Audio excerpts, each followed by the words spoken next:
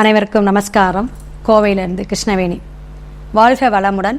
ஓம் பூச்சியாய ராகவேந்திராய சத்திய தர்ம ரதாயச பஜத்தாம் கல்பவருஷாய நமதாம் காமதேனுவே. ஸ்ரீ ராகவேந்திரருடைய பொற்பாதம் தொட்டு வணங்கி, குரு வாழ்க, குருவே துணை.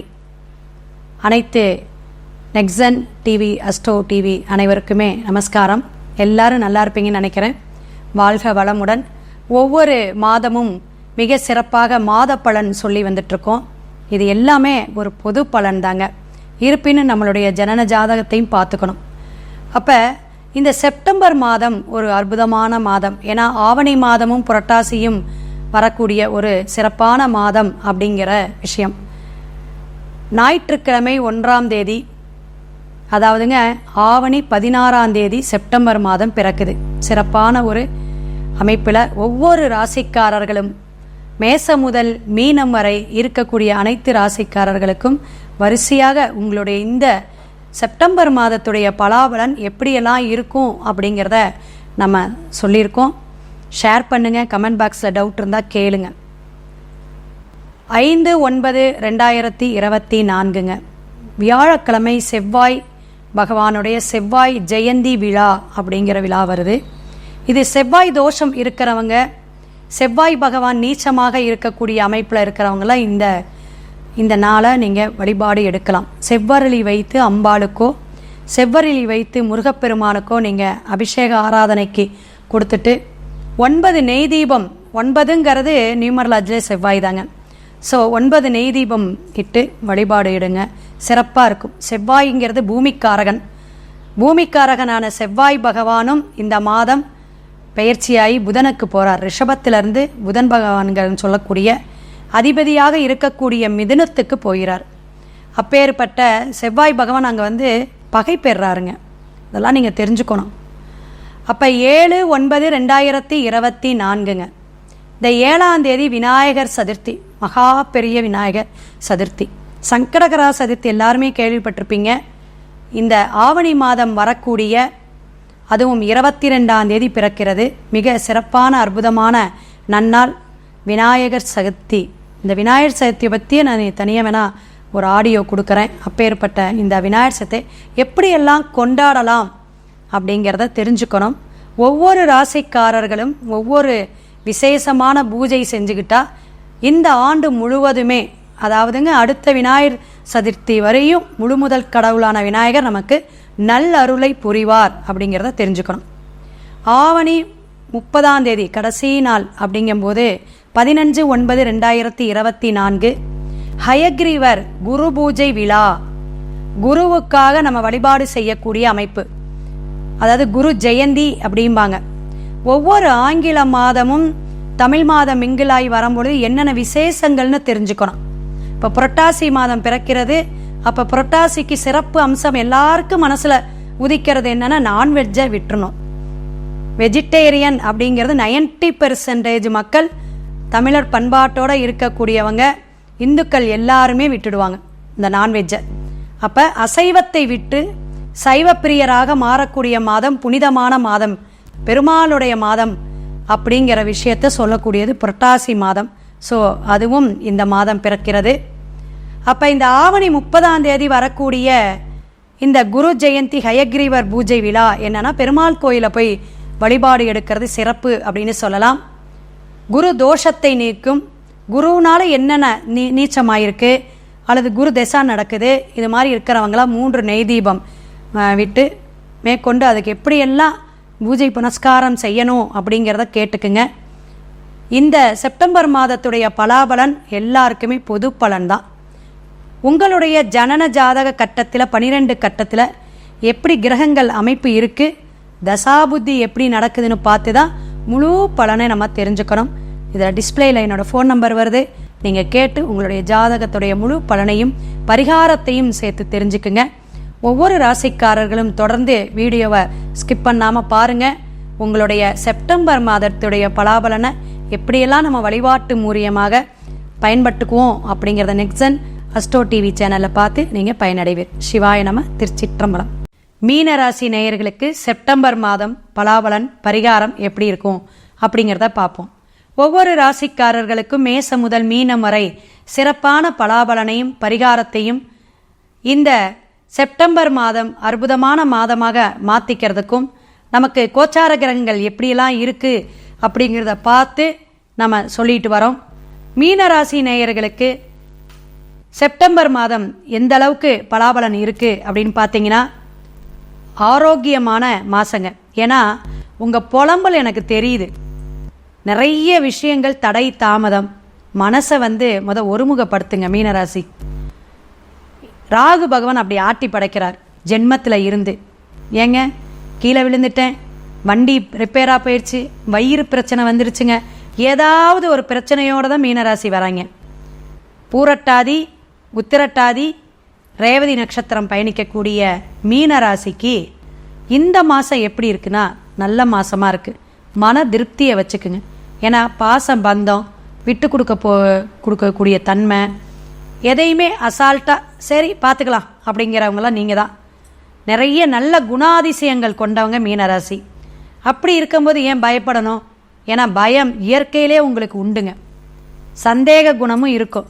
அதெல்லாம் இந்த மாதம் நீங்கள் செய்யக்கூடிய காரியம் எல்லாம் நல்லாயிருக்கும். கார் வாங்கிறது, வீடு ஆல்ட்ரேஷன் பண்ணுறது, புதிய வீடு கட்டலாமா அப்படிங்கிற இந்த விரய செலவும் வாங்க. இதெல்லாம் எதுக்கு சுபவிரயமாக மாற்றிக்கிங்க. ஏழ்ற சனி பகவானுடைய தாக்கத்திலேருந்து தப்பிச்சுக்கலாம் அப்படிம்பேன். எதுக்கு அப்படின்னா ஆரோக்கிய குறைபாடுகளிலேருந்து தப்பிக்கிறதுக்கு சுபவிரயம் பண்ணி ஒரு கடன் பண்ணி வச்சுக்கிறது, ஒரு இஎம்ஐ கட்டுறது, அது மாதிரி வச்சுக்கிட்டிங்கன்னா ஆரோக்கியம் நல்லாயிருக்கும். பொருள் காரகத்துவம் நசுங்கினா உடல் காரகத்துவம் நல்லா இருக்குமோ. இது மாதிரி ஜாதக கட்டம் பார்க்கும்போது சொல்லக்கூடிய வார்த்தைகள்.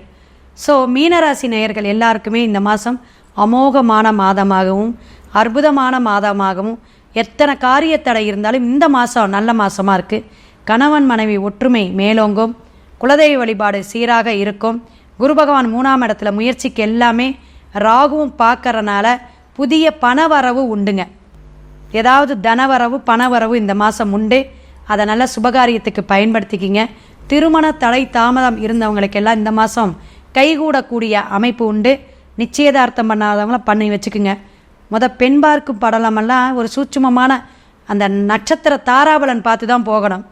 அதிர்ஷ்ட வாய்ப்புகளை ஏற்படுத்திக்கிறது எதிர்பார்ப்புகளை மீனராசி உங்களுக்கு நிறையா இருக்கும். அதனால் நீங்கள் எல்லாமே எப்படியெல்லாம் வழிபாடு எடுக்கணும் அப்படிங்கிறத நம்ம நிறைய பேத்துக்கு சொல்லிகிட்டு இருக்கோம். அது ஜாதகம் பார்க்கும்போது சொல்லுவேங்க. அப்போ மீனராசிக்கு இந்த மாதம் குழந்தைகள்னால பணவரவு தனவரவு உண்டு. உத்தியோக மாற்றங்கள் உண்டு. அந்த உத்தியோக மாற்றம் நீங்கள் ஒரு வழிகாட்டியாக இருப்பீங்க.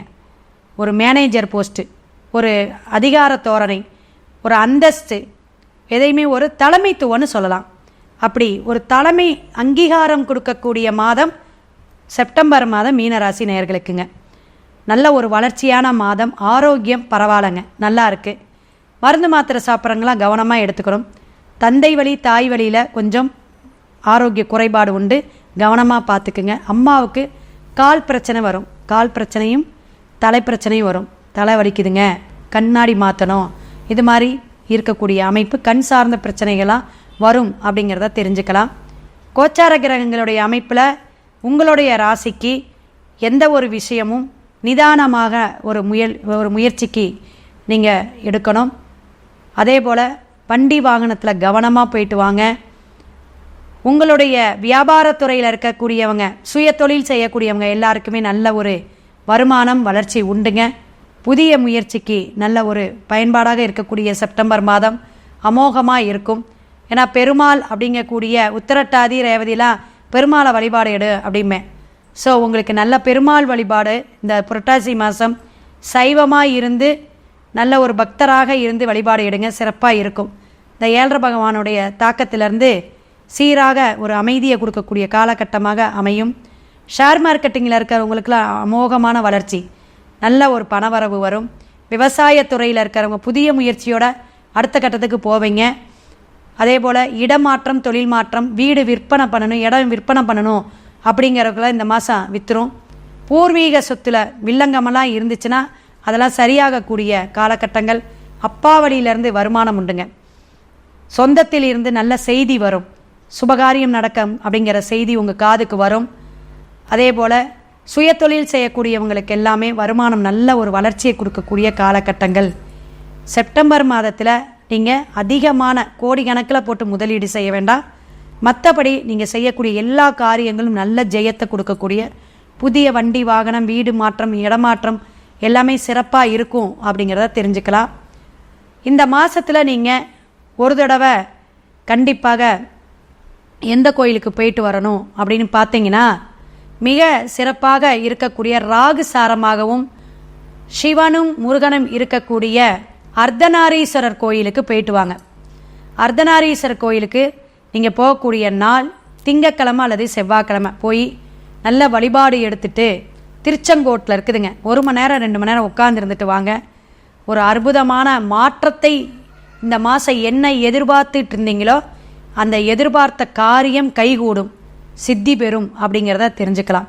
இதை விட சிறப்பு விநாயகர் சதுர்த்தி அப்படின்னு வருதுங்க.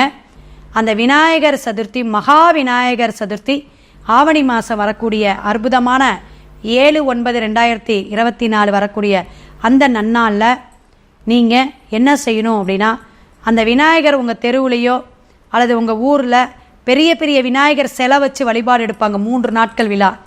அந்த விநாயகருக்கு நீங்கள் போயிட்டு அந்த விநாயகர் ஊர்வலம் போகிறதுக்கு நீங்கள் அந்த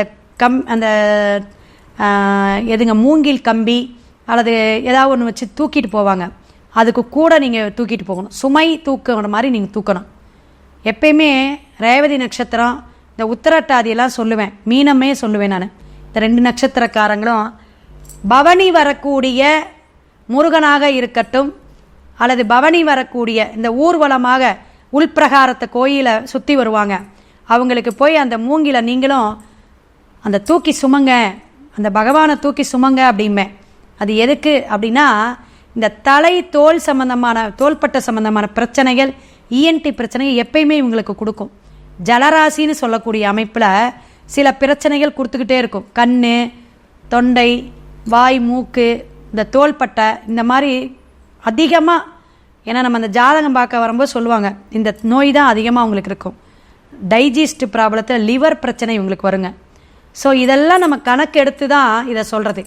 அப்போ இந்த புரட்டாசி ஆவணியும் இருக்கக்கூடிய இந்த மாதத்தில், இந்த செப்டம்பர் மாதத்தில் நீங்கள் அதுபோல் நீங்கள் போய் அந்த அச்சாரம் தூக்கிட்டு போகும் பொழுது ரொம்ப சிறப்பாக இருக்குங்க. அந்த மூங்கில எடுத்து அந்த சாமியோடைய இடத்துல வச்சு நம்ம பரிகாரமாக கொண்டு போய் அந்த நடை சேர்க்கறதும்பாங்க. அப்படி நீங்கள் ஊர்வலமாக வரும்பொழுது உங்களுடைய அனைத்து கர்மாவும் நீங்கும் அப்படிங்கிறத தெரிஞ்சுக்கோங்க. சுமை தூக்கியாக நீங்கள் குடும்பத்தை தான் சுமையாக தாங்குறீங்க, கஷ்டப்படுங்க, சுமை கல்மாங்க. எல்லா பிரச்சனையும் பொதுவாக மீனராசிக்காரங்கிட்ட ஒப்படைச்சிட்டு போயிடுவாங்க. லக்னமாக இருந்தாலும் இந்த நட்பு வட்டாரத்தில், சொந்த பந்தத்தில் இவங்களோட தான் கேட்கறதுக்கு யார் இருக்காது. ஆனால் அவங்களுடைய பிரச்சனையை சொல்லணும்னு நான் கேளு, நான் சொல்கிறத கேளுப்பா, நான் எவ்வளோ பிரச்சனையில் இருக்கேன்னு நம்ம காதில் போட்டு போயிடுவாங்க. அப்படி சுமை தாங்கியாக இருக்கக்கூடியவங்க நீங்கள். ஸோ அந்த 7 பகவானுடைய தாக்கமும் இருக்குது. அதனால் அந்த தெருவில் நின்று வழிபாடு எடுக்கக்கூடிய அந்த 3 நாள் பெரிய பெரிய விநாயகருக்கு கைங்கரியம் பண்ணுங்க, சுத்தப்படுத்துங்க. அதே போல் ஊர்வலமாக தூக்கிட்டு போயிட்டு நீங்களும் அந்த ஜலத்தில் கரைச்சிட்டு வர்றதுக்கு ஆறு, குளம், ஏரி இதிலெல்லாம் போய் கரைப்பாங்க. செப்பல் போடாமல் போயிட்டு வாங்க, அது ரொம்ப சிறப்பு. இந்த மாதம் ஒரு அற்புதமான மாதமாக, ஒரு 80%, 80% உங்களுக்கு சிறப்பான மாதமாக, வளர்ச்சியான மாதமாக காட்டுது. மீனராசி நேயர்கள்லாம் இந்த பரிகாரத்தெல்லாம் தெரிஞ்சுக்கிட்டு கோயிலுக்கெல்லாம் போயிட்டு வழிபாடு எடுத்து நல்ல ஒரு மாதமாக மாற்றிக்கணும் அப்படிங்கிற வாழ்த்துக்கள் வணக்கத்துடன்.